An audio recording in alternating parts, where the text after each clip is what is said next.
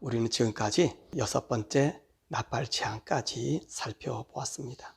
그럼 이 6번째 나팔 재앙까지 있었던 일은 무엇을 나타내려고 하였던 것일까요? 그것은 바로 이 7번째 나팔을 불기 위한 준비 작업이었다는 것입니다. 모든 것의 목적, 모든 것의 절정, 그리고 모든 것의 완결을 위한 것이었었지요. 사실 인류의 역사는 바로 이 7번째 나팔을 위하여 이제까지 진행해 왔다고 해도 무방할 것입니다. 왜 그럴까요? 그것은 바로 인간 세계는 끝이 나고 이제 영원한 나라가 준비되고 시작되는 기점이 되기 때문입니다. 무슨 말씀이냐고 하면 하나님께서는 원래 우리 인간이 온 우주의 주인으로 사시기를 원하셨습니다. 그것이 바로 하나님의 마음이었습니다. 이 하나님의 마음을 가장 잘 나타낸 것이 창세기 1장의 말씀입니다. 하나님께서 인간을 만드신 목적이 무엇이었습니까? 그 말씀에 보면 우리가 우리의 형상을 따라 사람을 만들자 하시고 하나님 곧 자기 형상을 따라서 인간을 창조하고 생육하고 번성하고 충만하여 땅을 정복하고 그것을 다스리게 하자. 이렇게 우리 인간을 창조한 목적을 말씀하고 계신 것입니다. 그래서 하나님은 우리 인간을 위해 온 우주를 만드셨습니다. 그 창조의 기원을 보면 빛을 만드시고 그리고 궁창을 만들어서 하늘의 물과 땅의 물로 나누시고요. 그리고 땅과 바다를 나누게 하시고 그곳에 식물들이 자라게 하셨습니다. 그리고 천체의 별들을 만드시고요. 하늘에는 새와 그리고 바다에는 물고기를 만드시고 그리고 마지막 6째는 짐승과 최종적으로 인간을 창조하신 것입니다. 그리고 이 모든 권한을 우리 인간에게 주었습니다. 바로 인간이 이 우주를 다스리게 하신 것이지요. 하나님은 생명나무와 선악과의 나무를 만드셔서 영생하는 나무를 먹고 무병장수하게 하셨고요. 선악과 나무를 두어서 하나님이 하나님 되심을 나타내는 권위와 심판의 표징으로 삼으신 것입니다. 이렇게 이 두 나무를 두신 것은 인간에게 하나님께 순종함으로 이 영원한 생명과 복을 누리고 살 수 있는 반면에 불순종하여 선악과를 먹는 날에는 모든 것을 잃고 죽음이라는 영원한 형벌의 심판을 예고하시고 선고받게 하신 것입니다.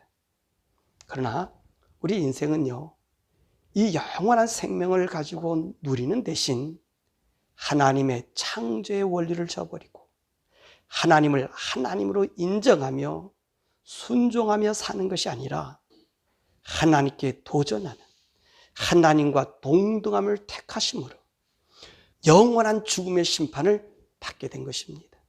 하지만 하나님은 자신의 형상을 따라 만든 인간을 위해 모든 살길, 즉 짐승을 잡아 가죽 옷을 입히심으로 다시 영원히 하나님과 함께 살 회복의 기회를 주셨습니다.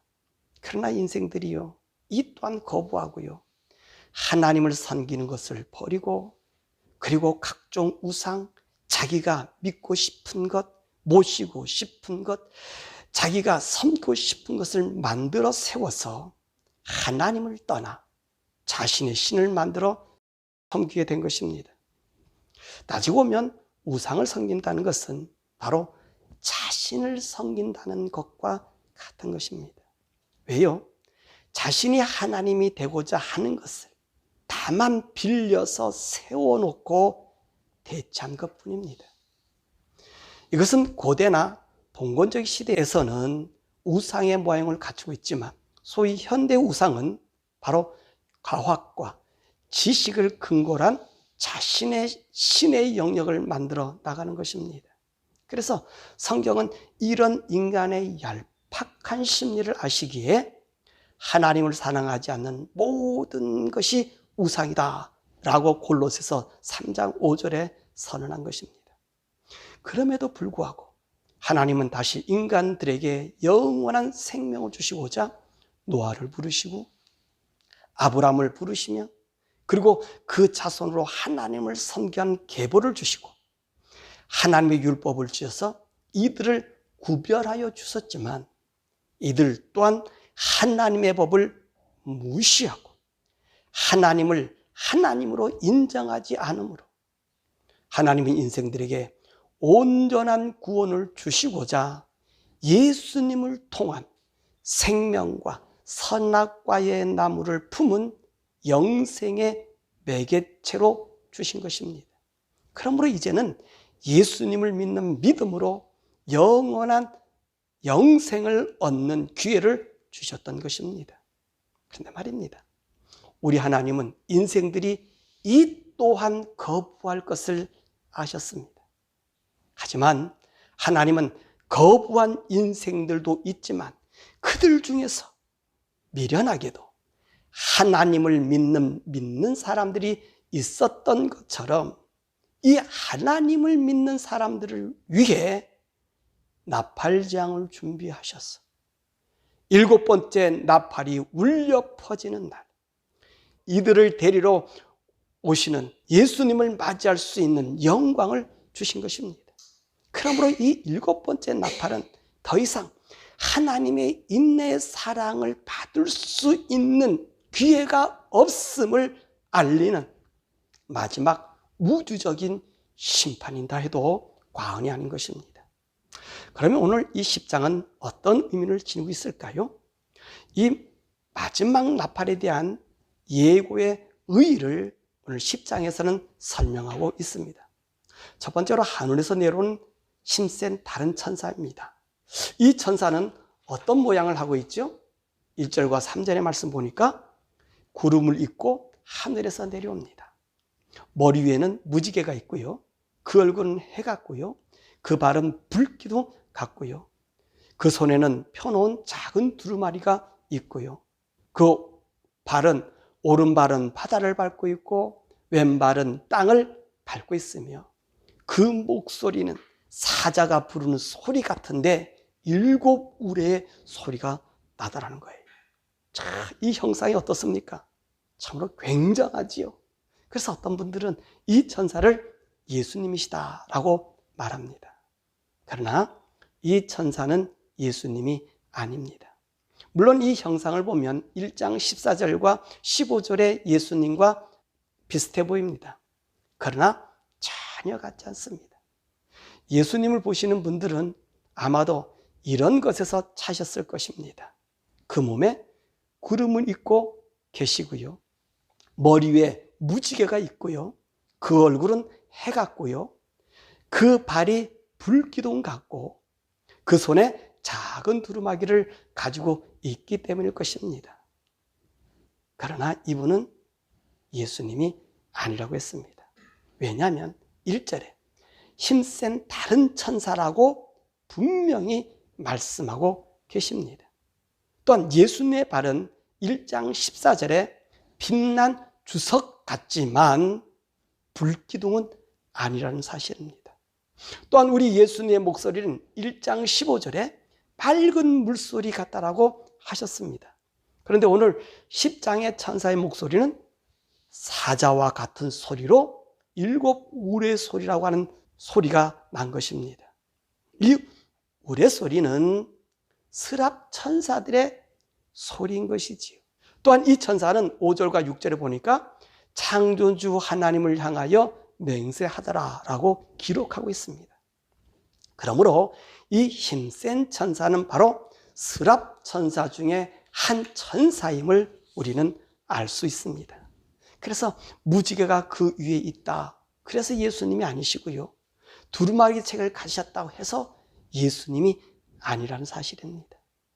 두 번째로 이 천사가 하는 일이 무엇일까요? 5절에서 6절의 말씀입니다. 내가 본 바 바다와 땅을 밟고 서 있는 천사가 하늘을 향하여 오른손을 들고 세세토록 살아계신 이 곧 하늘과 그 가운데 있는 물건이며 땅과 그 가운데 있는 물건이며 바다와 그 가운데 있는 물건을 창조하신 이를 가르쳐 맹세하여 이르되 지체하지 아니하리니 일곱 천사가 소리내는 날 그의 나팔을 불려고 할 때에 하나님이 그의 종 선지자들에게 전하신 복음과 같이 하나님의 그 비밀이 이루어지리라 하더라. 이 천사는요, 바로 하나님께 경배하고요, 하나님의 뜻을 세상에 알려주는 역할을 하고 있는 것입니다.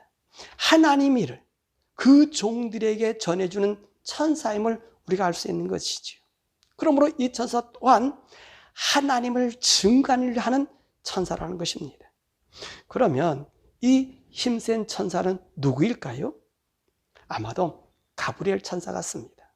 왜냐하면 가브리엘은 하나님의 뜻을 인간에게 알려주는 천사이기 때문에 그렇습니다. 그래서 다니엘에게도 나타났고요, 세례 요한의 아버지 사가랴에게도 나타났고요, 그리고 예수님 어머니 마리아에게 나타나서 하나님의 소식을, 하나님의 계획을 알려주었던 것입니다. 그럼 세 번째, 이 천사는 무엇을 증거하고 있습니까? 7절의 말씀 보니까 일곱 번째 나팔이 불려지는 것을 증거하고 있는 것입니다. 이 일곱 번째 나팔은 마지막 나팔입니다.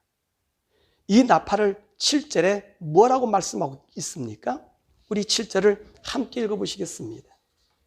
7절, 일곱째 천사가 소리내는 날 그의 나팔을 불려고 할 때에 하나님이 그의 종 선지자들에게 전하신 복음과 같이 하나님의 그 비밀이 이루리라 하더라.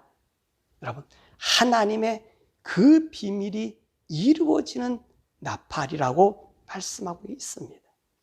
하나님의 그 비밀, 이 비밀이 무엇이지요?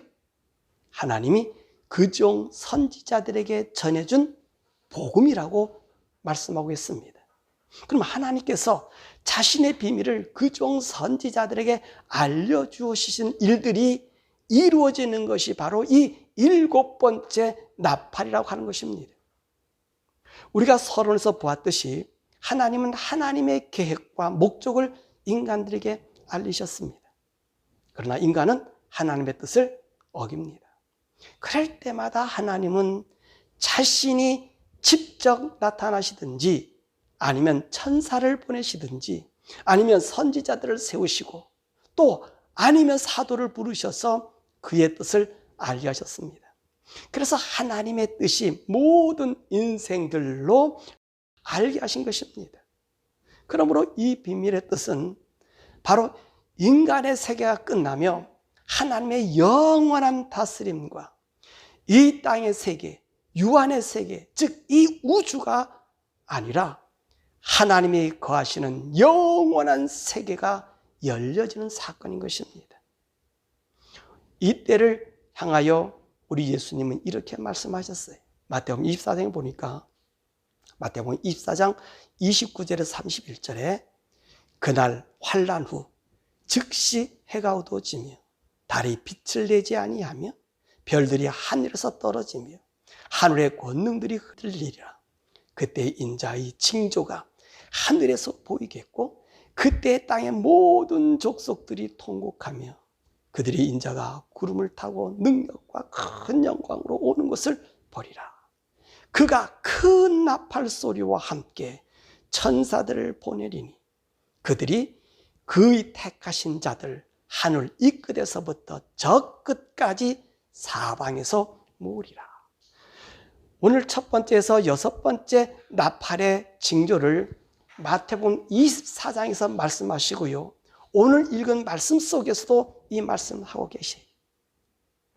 그리고 나셔서 이 성도들의 휴거하는 큰 나팔 소리, 즉 마지막 나팔 소리가 불려질 것이라고 누가 말씀하셨어요?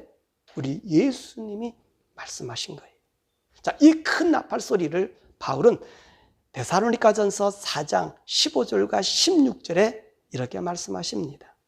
우리가 주의 말씀으로 너희에게 이것을 말하노니 주께서 강림하실 때까지 우리 살아남아 있는 자도 자는 자보다 결코 앞서지 못하리라. 16절, 주께서 호령과 천사장의 소리와 하나님의 나팔 소리로 친히 하늘로부터 강림하시리니 그리스도 안에서 죽은 자들이 먼저 일어나고 그 후에 우리 살아남은 자들도 그와 함께 구름 속으로 끌려 올려 공중에서 주를 영접하게 하시리니 그리하여 우리가 항상 주와 함께 있으리라. 이 마지막 나팔은 예수님이 강림하실 때 부는 나팔 소리입니다. 그래서 바울은 뭐라 그랬습니까?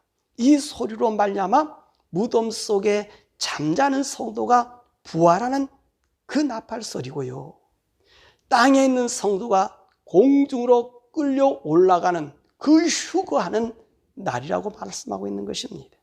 또한 고린도전서 15장 51절에서 52절의 말씀 보니까 51절, 보라 내가 너에게 비밀을 말하노니 우리가 다 잠잘 것이 아니요 마지막 나팔의 순식간에 호련히 다 변화되리니 52절, 나팔 소리가 나매 죽은 자들이 썩지 아니할 것으로 다시 살아나고 우리도 변화되리라. 오늘 본문 7절의 말씀에서 하나님이 그의 종 선지자들에게 전한 복음과 같이 하나님의 비밀이 이루어지리라고 하신 바로 그 말씀인 거예요.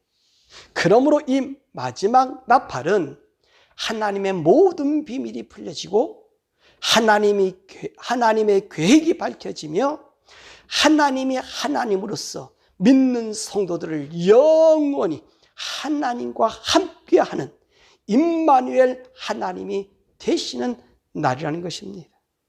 바로 이 날을 위해 우리 예수님이 이 땅에 오셨고 우리 죄를 위하여 십자가에 죽으셔서 죽음에서 부활하시어 승천하셔서 다시 우리 성도들을 데리러 오시는 영광의 시간인 것입니다.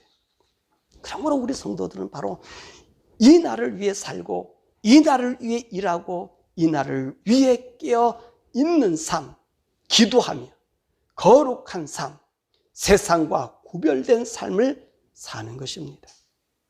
자, 그러면 이런 준비하는 삶을 살기 위해 우리는 어떻게 해야 할까요? 8절에서 11절의 말씀입니다.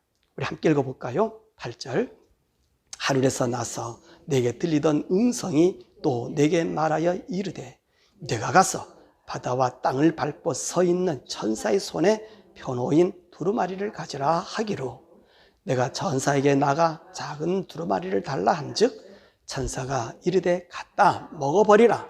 내 배에는 쓰나 내 입에는 꿀같이 달리라 하거늘 내가 천사의 손에서 작은 두루마리를 갖다 먹어버리니 내 입에는 꿀같이 다나 먹은 후에 내 배에서는 쓰게 되더라.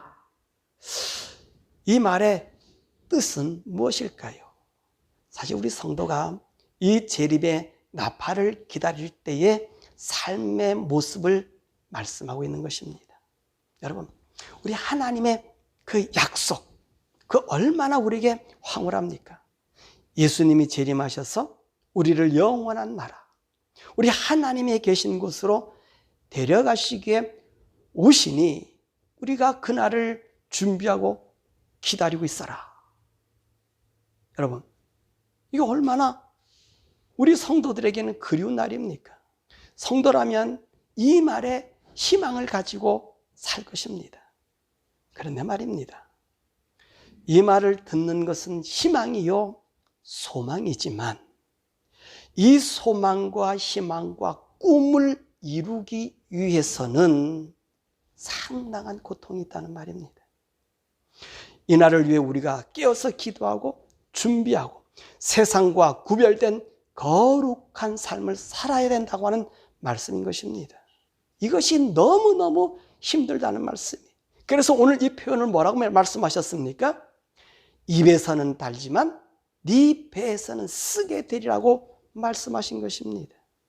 성도가 하나님 말씀을 따라 사는 모습인 것이지요. 이렇게 이 말씀을 왜 우리가 이루어 살아야 하지요? 이 말씀을 이루어 사는 것은 11절의 말씀 보니까 그가 내게 말하기를 내가 많은 백성과 나라와 방언과 임금에게 다시 예언하여야 하리라 하더라. 이 말씀은요, 어쩌면 요한에게 한 말씀이라고 생각할 수 있습니다. 그러나 이 말씀은 요한만을 지체한 것이 아닙니다. 바로 이 말씀을 듣고 읽는 모든 하나님의 교회, 성도들이 세상 사람들에게 알려주어야 할 말씀인 것입니다. 이 마지막 7번째 나팔이 불려지기 전에 예수님을 구주로 영접하고 하나님의 자녀로 인침받아 주님이 재림하실 때에 내가 죽어 무덤에 있을 때는 첫 부활에 참여하게 될 것이고, 내가 만약 살아있다면 오늘 공중으로 휴거하는 이 영광을 가지라고 전도하라는 말씀입니다. 그러니까 오늘 우리가 하나님 말씀을 듣고 우리가 소망하며 기다리며 사는 삶은 우리에게는 정말 단 말씀처럼 느껴지지만, 이 말씀을 전하며 이 세상을 살아 한다는 것은, 사명을 갖고 산다고 하는 것은 쉬운 일이 아닌 것입니다. 그러므로 11절 말씀은 사도 요한뿐만 아니라 우리의 모든 사람이 오늘 하나님 말씀, 이 7번째 나팔이 불려질 때에 우리 주님이 이 세상에 다시 오시니 예수를 믿으라고 힘써 전도하고 우리가 이 세상에 물들지 않는 삶을 살아야 됨을 말씀하고 있는 것입니다. 말씀을 맺지요.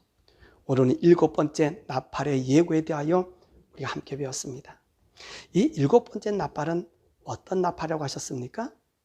하나님이 그종 선지자들에게 전하신 복음과 같이 하나님의 그 비밀이 이루어지는 나팔이라고 했습니다.